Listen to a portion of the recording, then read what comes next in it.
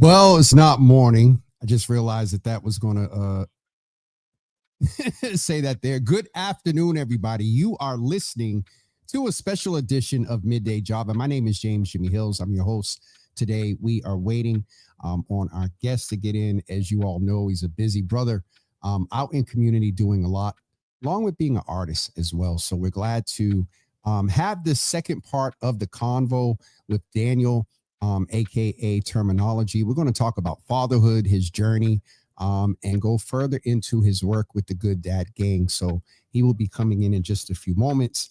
Also, I wanted to remind folks, I believe I'm waiting. I believe that I'm waiting to get confirmation. I got a note today that our 8 p.m. show may have to be rescheduled. And so I'm waiting to get confirmation about that. And I hope everything is cool with our guests, but tonight might not happen. So I will keep you all abreast as I find out about that. Good afternoon to Miss Ari, who is over on Instagram. Let's go into Java Cafe while we're waiting and say good afternoon to folks that are there. Good afternoon to Mama Java. Good morning. Good afternoon. Good to see you in the room. Also, good afternoon to Nisi. Good to see you in the room this morning. Also, good afternoon to Soraya and others that are in. Our guest is here, so we're going to get ready to bring him in and chat with him. What's up, Daniel? Yo, what's up, my guy? With you. Oh, wow. I heard all of that, and I got the headphone. Okay, you coming in with the swag. I see you. Does any of that come in red? I'm just saying that, red's my color, so we're gonna have to figure out something in red. Yeah, soon. we can accommodate you. Okay, I appreciate it, man. So welcome back, man. I was just telling the folks you're coming back for part 2. I see you also showing off. I mentioned to folks that you're an artist as well as an executive director, a dad, among other things. And so I see some of the artistry displayed in your backdrop there, brother. Yeah, a little bit of hardware, on the wall. Some of my finest moments, Yeah, so today is part 2. I told folks we're going to do a deeper dive. And so last week we talked with Pops from Dad and Me Literacy Program. Unfortunately, they had to move their event, as you saw, because of the rain. But we didn't go too deep into your story. And so if you could say hello to, I was going to say good morning, good afternoon to the audience again, and just introduce yourself and tell us a little bit about your journey. And we'll talk about the Good Dad Gang, which is a huge part of it. But, mention some of the artistry as well, because I have to say, again, a lot of people have hit me up and been like, yo, you got terms on, like that's major. And so talk a little bit about that as well. Yeah, no doubt. First of all, I had a great time. Last time you had interviewed me last week. I had a great time, got great feedback. And so I started the Good Dad Gang movement in 2014. Been a dad for a long time now. I have 2 daughters. One is 21 and one is 13. So, real passionate about the Good Dad Gang stuff, empowering fathers, motivating fathers to be in their kids' life, giving back to the community, helping make strong families. But before all that, my first passion was rap. I just always loved rap, always loved hip hop. I used to break dance. I used to do graffiti. I make beats, collect records, dabbled in every element of hip hop. But my true passion was songwriting and rapping. And as you see behind me, some of my accolades, I've been in Billboard. This was my first album, which was on Billboard. My first album was Static Selector, which was Billboard. These two mean a lot to me because this is my first #1 album, which I got last year. And then I also had a #3 album in the same year. So that's pretty cool for somebody who's been in the game for 20 years.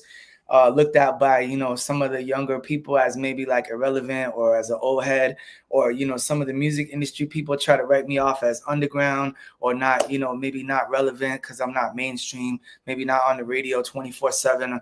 All you hear is me like an A-list artist. But still, as you see, independent 20 years in, and I still got a #1 album. I'm still on Billboard. I'm still doing great things. So yeah, I'm very proud of it. I'm very proud of all my accolades. I'm very proud of all the music I put out. And yeah, I do a little bit of both. I do music, I do like, you know, community work, and also I'm being a good dad when I'm not doing all that stuff. Let me ask you this kind of off the cuff, but your years in tenure, and I understand, you know, being labeled as an old head and underground because you're not in mainstream. Hello. But let me ask you, your experience in the music industry, in what you're doing now, emerging in the nonprofit and the work with Good Dad, were there any skills, any experience that transcend into the work that you're doing now? Because that artistry is definitely a part of who you are, but the Good Dad in the work also is too. So how have they, and how have they, if they have, played off of each other? Yeah, I mean, I was able to leverage, you know, my connections in the music industry and, you know, whatever fame that I've, you know, gotten over this past 20 years of being in the public eye, being a public speaker, constantly performing, constantly, you know, putting out albums, selling vinyl CDs, basketball jerseys, books. You know, we got our own sneaker, you know, selling all of this stuff has made me kind of like a good salesman and a good, you know, person that can host events and stuff. So it's been kind of easy for me to present my message of Good Dad Game because I'm already well versed in the space of being an entertainer and a marketing specialist when it comes to, you know, selling products and stuff. Let me ask you this. When you talk about being a salesman, what is the sales pitch? What is the, if you were to make a pitch about Good Dad Gang and tell us about it in that pitch, sell us Good Dad Gang. Yeah, so every year, you know, we do the backpack giveaway. So usually I'm like, hey, you know, we're taking donations, you know, for this backpack giveaway. Every year we give back to the community. You know, one of the poorest cities in Massachusetts is Lawrence, Mass. That's where I'm from. A lot of the families there need help. And so, you know, if you would care to, you know, even donate $5, $10, you can give a kid a backpack, fill it up with school supplies, and, you know, help them have a great year. And most people have $5 to give. So, you know, they usually don't think twice about it. Some people be like, hey, I can't help you. And that's fine too. We're not judging anybody.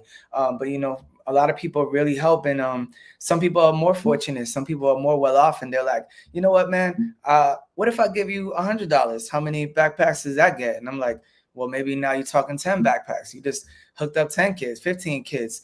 I just dropped a leather with Vincent Leathers, and the leather was $1,000.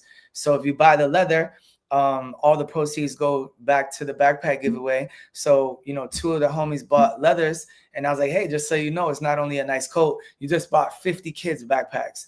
And you know, you can walk into the mall and buy a leather right now for yourself and have a nice coat, but not do anything for the community. But the way that I was able to do it was you bought a leather and you also gave 50 kids a backpack.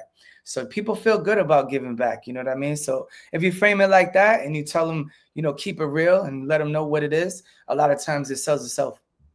Let me, you know, thank you. That definitely, I'm buying. I don't know if I'm going to pick up the coat. If it comes in red, then, you know, maybe we'll work it out. But, get you at least a hoodie or something, you know. But let me ask you this: you did the sale, but where would you say fatherhood is now? And I'm going to be honest, and again, it's a little bit off the cuff. I'm sure you're aware that, and we have to be accurate about information. There are concerns. I'm not going to say the SK, the 2 words, but there are concerns about a lot of women who have been killed and who are missing in the New England area.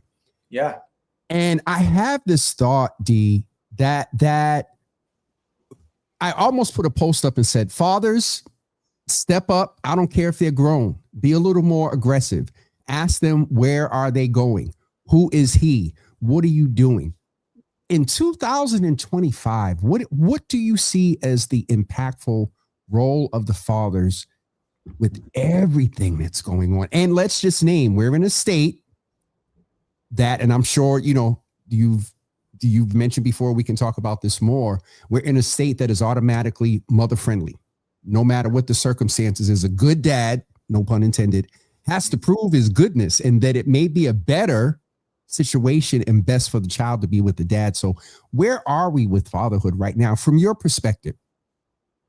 That's a lot of questions in one, but I mess up like that a lot. Yeah, no, it's not a mess up. It's just there's a lot to unpack there. You know what I mean? But the first thing I will say is that in this generation, from what I've noticed, through my own view and what I'm seeing on my Instagram, what I'm seeing in real life when I bring my kids to school or, visit their school, is that there's so much more dad involvement than there ever was in my era. So much more dad involvement. And, having a play at school.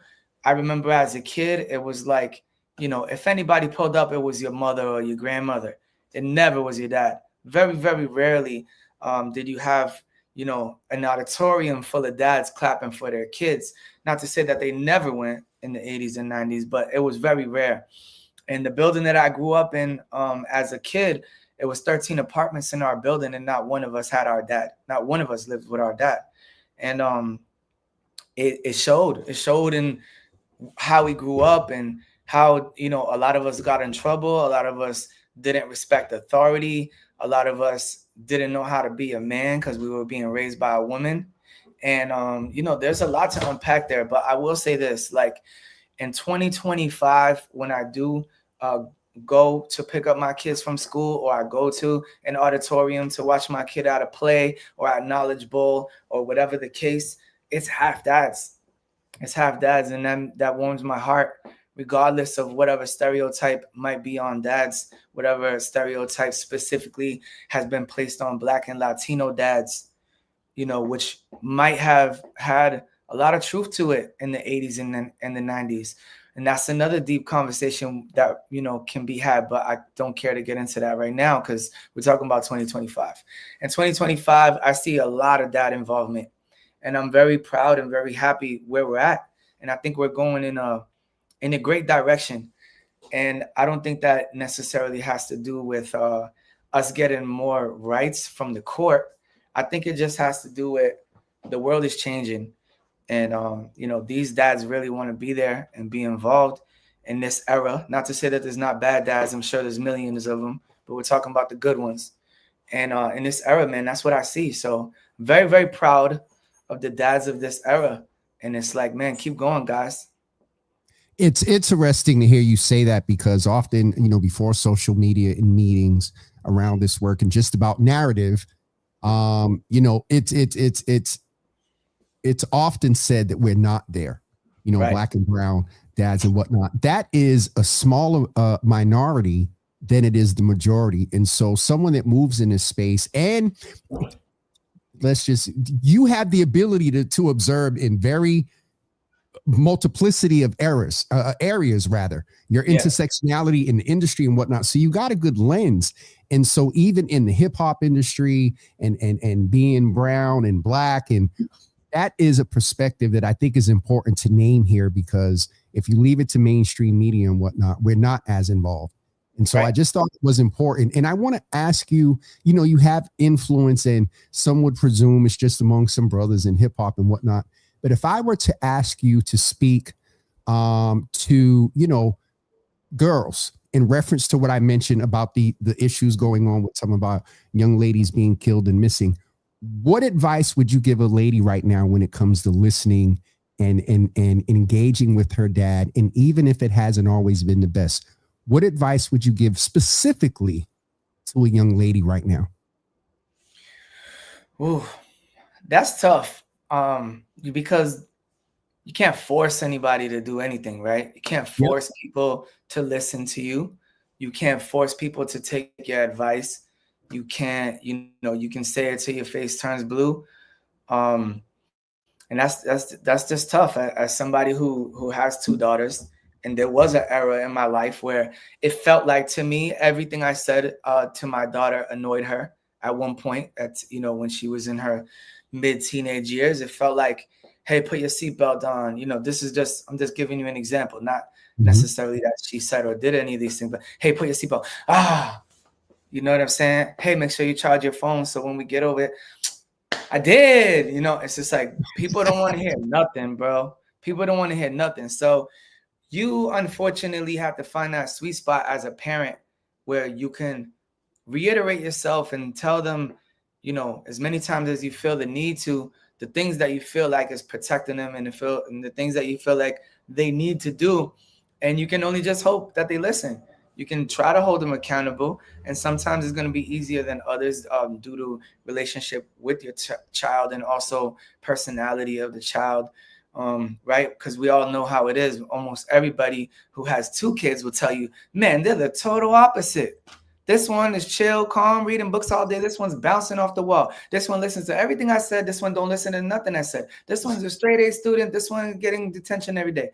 It's just the way it goes. So you can't treat, each child the same, case by case basis. But, just giving advice would be, there is real dangers out there in the world. You see it. You see it every day, especially now. There's a lot of stuff going on with trafficking. There's a lot of stuff going on with predators online.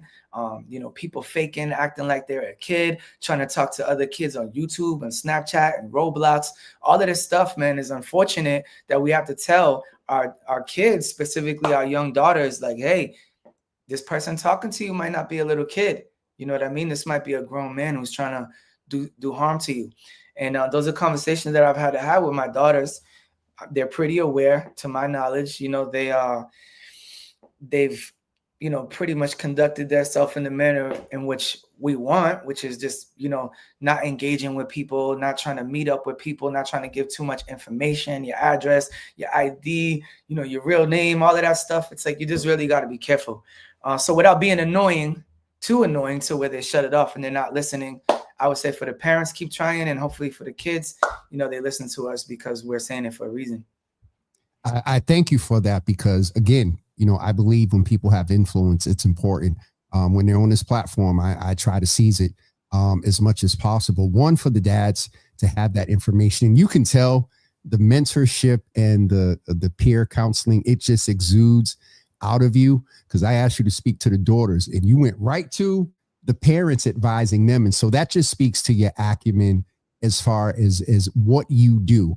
And so in that vein, as we get ready to wrap up shortly, what is coming up for Good Dad Gang? We have the backpack, and I want to let folks know, if you're in the comments, I actually put Daniel reference to the donation. And so I actually have the active. You can go straight to that link if you would like to make a donation. And I think you said it. I usually say $5, $10, $1, $3. If 50 people give $5, that's a lot of money. Right. If 100 people give $1, that's $100, and that does a lot. That's probably a couple of backpacks. So right. What's coming up for Good Dad Gang? As far as we know about the giveaway, but and again, off the cuff, do you ever see yourself moving in policy as like an advocate, like testifying before, I don't know, the House or whatever, around fathers' rights? Well, I don't know. I'd like to see where that takes me. It's not something that I'm jumping into overnight.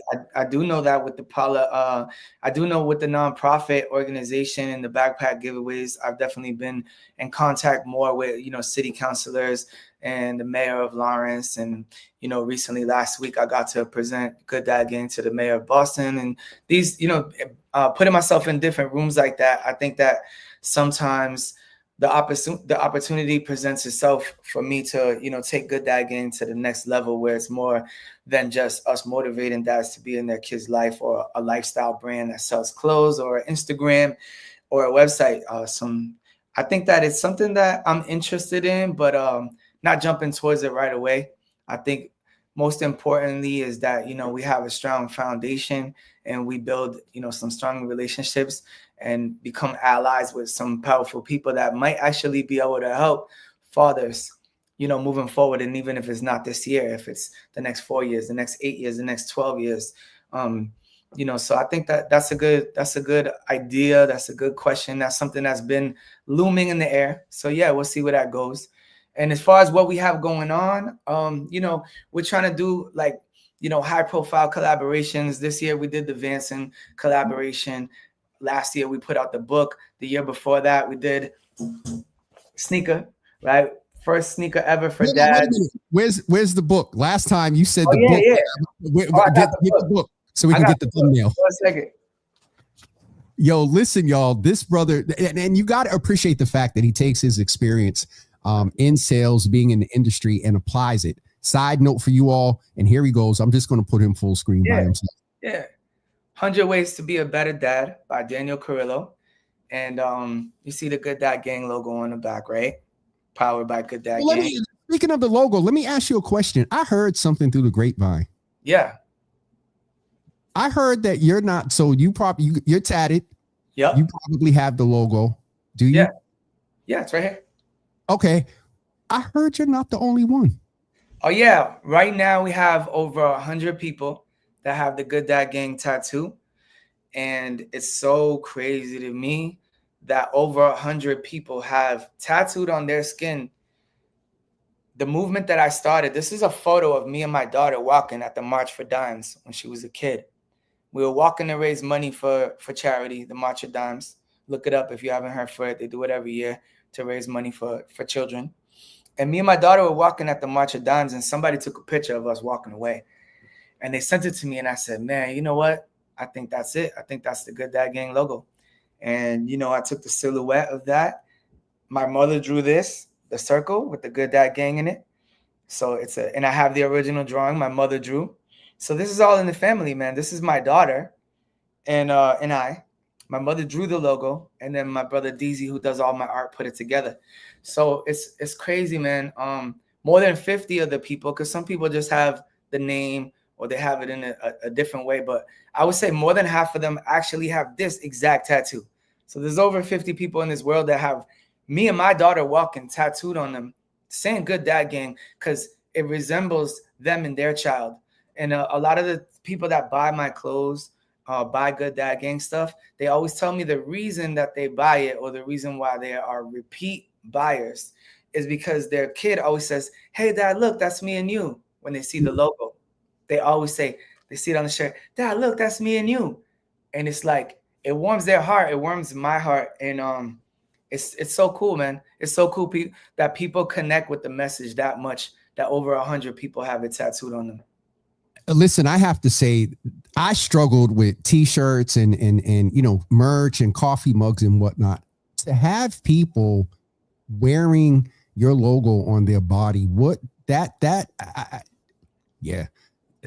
till this day, when I go somewhere and I'll say, hey, my name is Jeff, and they're like, oh yeah, I know who you are. You have people who have permanently put on their skin your message and your mission. Yeah. How you touched on it a little bit, but I'm going to ask you directly. How does that feel? Like to know that dude, people are getting it. Yeah. Yo, you know what's so crazy, bro? If you go on Instagram and you type in the hashtag Good Dad Gang tattoo, you can see all the tattoos. One guy has it on his back, the whole back, this big on his back. Good Dad Gang with him holding his kid. Another guy has it on the side of his forehead. He has it right here like this, really big. Me and my daughter walking, and it says Great Dad Gang. He freaked it his own way. Another guy has it right here on his ribs, and he had his daughter write it with a crayon. He took the crayon and he put her, he like Xeroxed it or whatever, and put his daughter writing Good Dad Gang in her handwriting with the logo. People are getting real creative with this stuff. And another one of my friends has it right here. He wrote Good Dad Gang on his whole arm with the logo there. Really cool stuff, man. Really cool stuff. And don't take my word for it. Go on Instagram. If type in Good Dad Gang hashtag on Instagram, and man, you will find exactly. Look at under the neck. Look at that one. The side of the head. The one that you clicked on is under the neck. This guy. Okay, so under the neck is right there. Right here. Look, like this. That is, yo, dude. Listen, now, first of all, the dude that got it right there on his side, ouch. On the side of the head. And on the knees, and this is, bro, but look at this one. This one right here, the young lady, just there, that made, and they updated it. Yeah, they customized it. If you got 2 kids. Yeah. Come on, man. Come on, man. They're holding them, it's so cool. Some of them are holding the baby up in the air like a hug. Some of them got 2 kids, as you see. Some put just the words. This guy got it on his leg, on his thigh. Look, that's the guy I told you with the back. Look, his whole back. Whole back. Shoulder to shoulder. Talk about influence, bro. That one is one of my favorite. The one with the script. There's like a script of it. Look at that right one. Here in the middle. That's beautiful. And then, yeah, that middle one. So he has the script logo. Then he has a logo. Then he has his 3 daughters' names under the logo. Like, how beautiful. This guy got 3 kids. Look, he got 2 kids and he's holding a baby. Yo, this is a man. Talk about cool, influence. Man. That's some influence, bro. Yeah, that is really some influence. And the message of it is just so amazing, you know, that the message of this right now, I think is so important, bro, because again, the narrative about us, the importance of fathers, you know, most recently right here, you know, with us, with what's going on in this region about the concerns of our young women. It is just key to keep this message going. Not just for incidents, but every day, like fathers and sons, daughters and sons need their dads. Absolutely. They really need their dads. And I did. It was a little moment, and I'm glad we was on the show because something hit me last week with it. Even in 53, bro, there's still the last year. Oh, I had a breakthrough about my dad at 53. You know what I'm saying? And so on that vein, this is my last question, I think, depend on your answer. Men right now are dealing with a lot. This is Men's Mental Health Awareness Month. Someone take you there because I know you can speak to it. I just said that at 53 in the last year, I realized that a lot of some issues are associated with not having that relationship and everything that came with that. And I'm intentional about addressing it. How important is it? Either for the fathers, yes, but just men in general.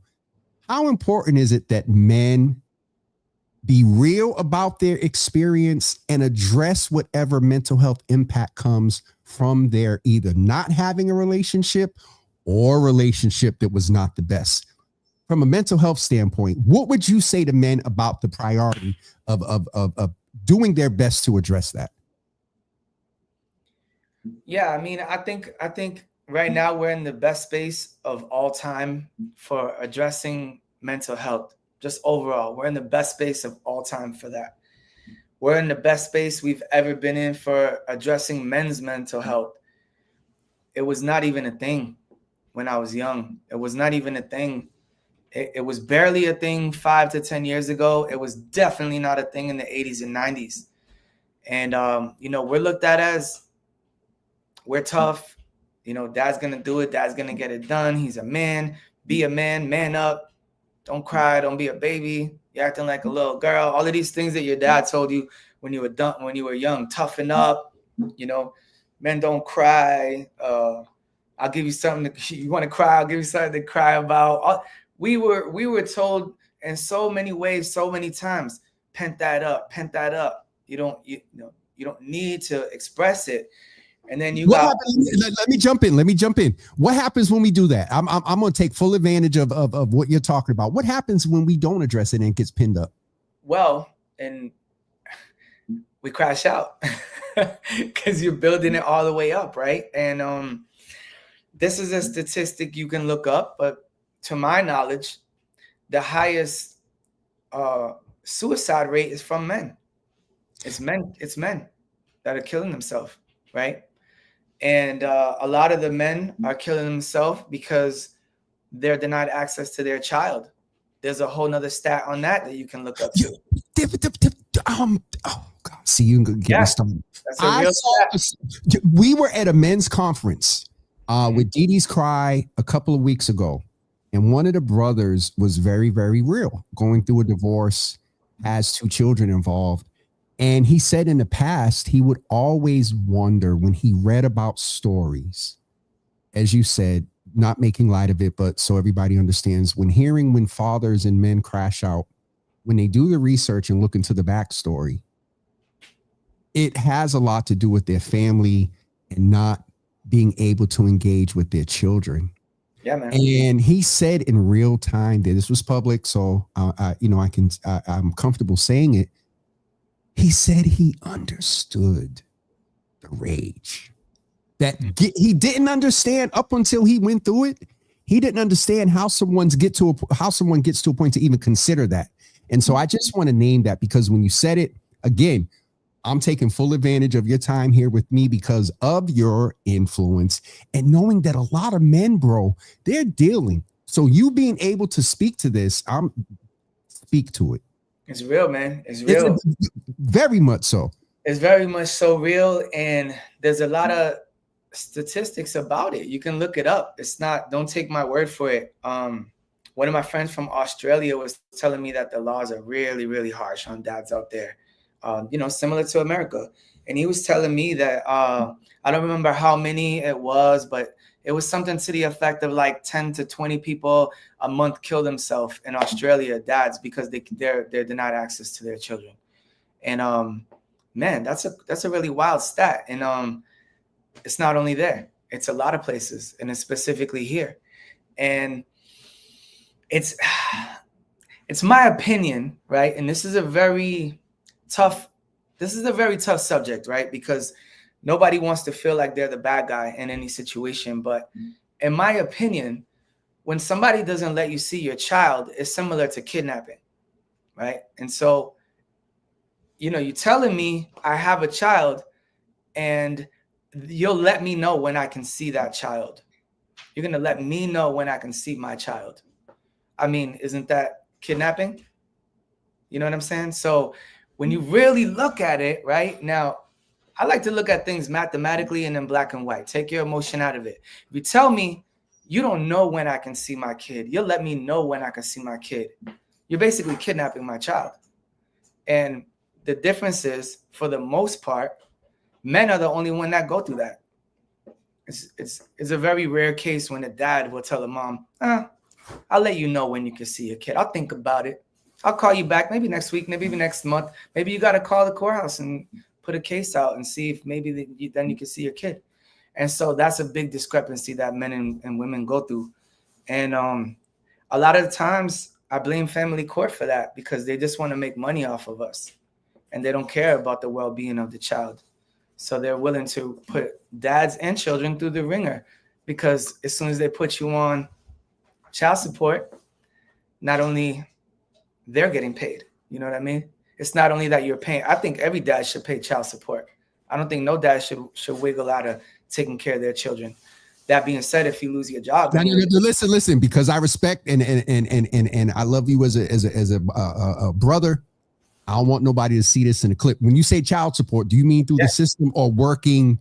Either way, I think that got you. Yep. Either way, I think every father should take care of their children financially. Yes, and I also think that every father, provided they're not doing nothing horrible to the child or any horrible influence, should be, granted access to a relationship with the child.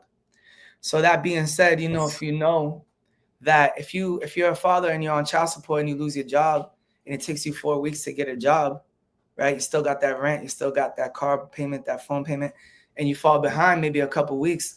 Not only do you still owe your child's mom, but now you owe the state what they call arrears. So and can we keep it 100? If so, bro, I'm gonna be very real. A good portion of our mothers of the children have some sort of systemic department of it was TAN, if it was welfare, whatever it's called. The portion of them that have that, guess if I'm right, don't they only get the child, and the mother doesn't get that full child support. They get up to like $50, right? So well, I just want to go ahead, clarify if that needs to be. No, I mean, here's the thing, right? If you get placed in a space where there's arrears owed, so like I said, you lose your job and you miss just 2 or 3 payments, 4 payments. Now it goes from, let's just say you pay $50 a week, right? Let's just say on the low side, that's what you pay. And you miss because you lose your job and you're like, okay, in 30 days, I'll start paying again. Now you owe $225, but guess who keeps the 25? Not your child, not even your child's mom. So you have to understand that part of the reason why we're being separated from our children is because there's money to be made off us being separated from our children. And that's a deep topic that I try to stay away from, because not everybody's educated and people like to speak off their emotions instead of facts. So I'm going to be very honest with you right here live on camera. When I asked you about what's the next for Good Dad and was you going into policy? Oh, that was a setup. That was let's keep it. You said anybody, listen, I'm gonna set you up real good. If y'all are in the comments, Instagram, Facebook, and all of y'all, do y'all ever see this brother sitting before legislators and saying, "Hey, this is the experience. This is what you all need to consider with Department of Revenue. This is what you need to consider with fathers' rights," because there is so much that comes from. There's violence prevention in relationships with dads. There is health benefits from relationships with dads, even down to the fact you cut dude off and something comes up with the child, you ain't talk to him, you can't find out the family history if you're not, you got me started. Woo. Talk about it, Daniel. And you get ready to, because you know there's some things you say they got to be followed up with the SHIT. So I'm getting ready to pull it in real quick because this ain't after dark, but it's real.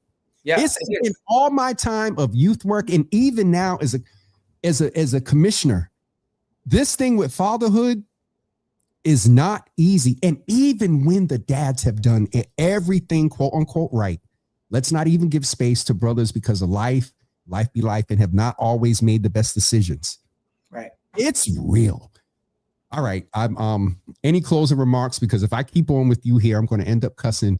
And we good, man. Real, bro. It's real, man. It is really. I see real, this firsthand experience from a lot of men. It is real, man. And like you said, this is men's mental health awareness month, right? And we don't want to see nobody harm themselves. We don't want to see nobody crash out. We don't want to see nobody, ruin their life because they're so depressed or they can't talk to nobody. So, if you can, seek therapy. If you can, talk to somebody. If you don't have money for a therapist or insurance, try to talk to somebody that you trust and love. Maybe go to the church, talk to the pastor. Whatever the case is, just do something, and don't let it all get all built up until you explode. But to end it on a lighter note, Father's Day is this Sunday. I want to say Happy Father's Day to all the good dads out there. And if you're not a good dad, it's not too late. Keep trying. If you don't got the book, get the book. 100 Ways to Be a Better Dad. I want to thank you guys so much for having us on your show. And man, we look forward to connecting with you guys more in the future. There's definitely going to have to be a part 3. Let's go. And at some point, maybe bring you in with another brother, and we do when you're in town, we do an after dark. Yeah. And have a real kickback, real convo, after dark, we cuss a little bit. Instead of coffee, we have a couple espresso martinis or whatever. And I presume that you would tell me, Jimmy, I don't smoke, I don't drink. Because you just give off that bro. I appreciate you. I have to shout out my brother B, Brandon, for making this, liaising this, because you're going to get an invitation to some things we're doing around the importance with, Pops and the good, Daddy and Me literacy program. They'll be in the room as well with some others. I don't know if you know Noble, Dead Dogs from down here. He does the museum TV. Oh yeah, I heard of them, yeah. He just put out a billboard. Let me show you this and show him some love real quick. Someone just sent this to me, and he's going to be a part of it. And what it basically says is, I know you'll love this. On Dead Dogs, I love it. Fathers Matter. Wow, send me that. I will post that on Good Dad Game. Listen, I will make sure you two connect as well, because this is the messaging that we need. This is the mission we need. This is the motivation we need, because fathers play an important role across the board. Absolutely. You know what I mean? So I was telling you last time, but sorry to cut you before we close. You're good. I was telling you last time that my aunt worked in the courthouse for 30 years. And she told me that every time when somebody gets called up, it's okay, this person, Daniel Carrillo stands before us, XYZ happened. They always say, is the mother present? Is the father present? 90% of the time, the father's not present. So that goes to show you a direct correlation between not having a father in your household and, these kids crashing out and doing crime.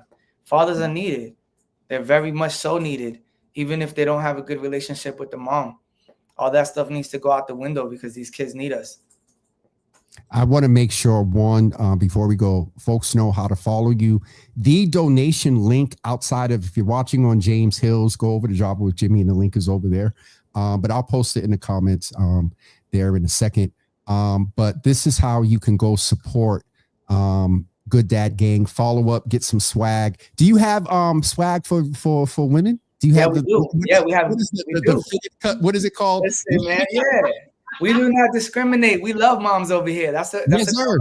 That's a common misconception. You know, sometimes in the era we're dealing with, if you make a post that says "I love blue," somebody in the comments said, "Damn, you hate red." They can't hate red, but go ahead. You understand what I'm saying? It's like you don't gotta hate one thing to put one thing up. So I say that to say we have good mom gang as well, and you know, my mom is my hero. I love my mom and all the good moms out there. So goodmomgang.com if you want to get a good mom some clothes. We got hoodies, hats, t-shirts, and Good Dad Gang. We got, you know, all the same. Listen, I don't know if I told you or Brandon told you. I got a text after your last appearance. My mother or either I sent him a screenshot of a comment. My mother loves you. Wow. So okay, thank you, Mama. She's in here now talking about Happy Father's Day, Daniel, as well as Nisi. And do not be surprised if you ever get an inbox. Hi, just checking on you. I really appreciate them. Thank you. Thank you, ladies. So, bro, I appreciate you, man. You've inspired me in just in general. I got a lot of stuff to do today, so I got a little bit of energy. So I appreciate you. And she's right here. Mama Java said part 3. So Ma, part 3 is going to be after dark. So I'm telling you now. Hey, Mama. Thank you so much. God bless you. That's going to be a real convo. I like this one and the other one was as well. But I think the more that men hear other men talking about this, because part of the mental health is isolation. Part of the mental health is thinking that you're the only one going through it and I ain't going to talk to nobody because it makes me weak. Yeah. See, I'm about to cuss again.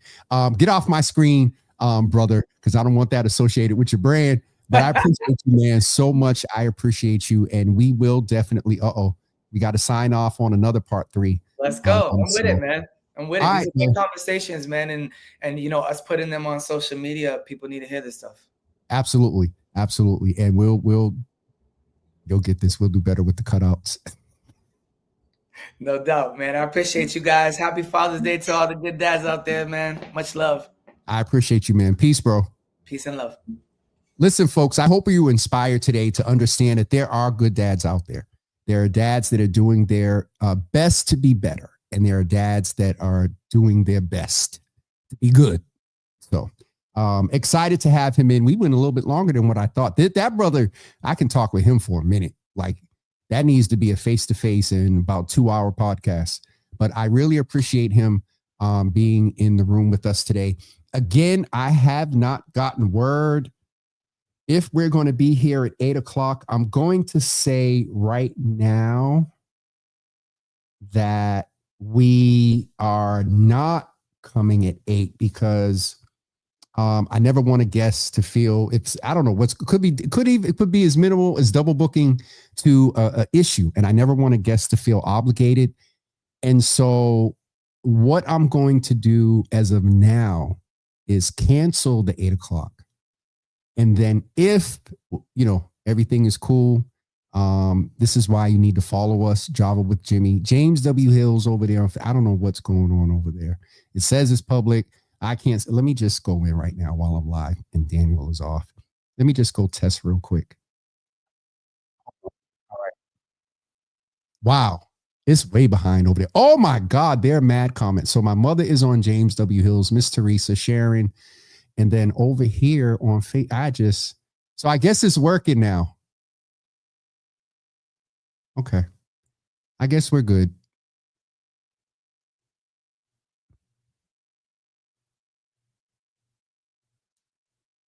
All right. I just needed to make sure since we're at the end, I'm going to test it. I'm testing it in real time. All right, folks. We will see you. What's today? Wednesday? We'll see you tomorrow at 10 a.m. for Thankful Thursday, which is my Friday. We'll see you tomorrow at 10 a.m. Have a great day, everybody. Please tag a dad. Share this with a dad. Also, if you would consider making a donation, if there are any parts in there, put Java with Jimmy in there so he can see our influence for a brother that I'm on the influential list. Ain't nobody. First of all, he's good because I would struggle. I don't want nobody walking around with no tattoo. But that is huge. Around the world. Anyway, I'm getting off of here. We'll see you guys tomorrow at 10 a.m. Have a great day, everybody. And we'll talk to you soon.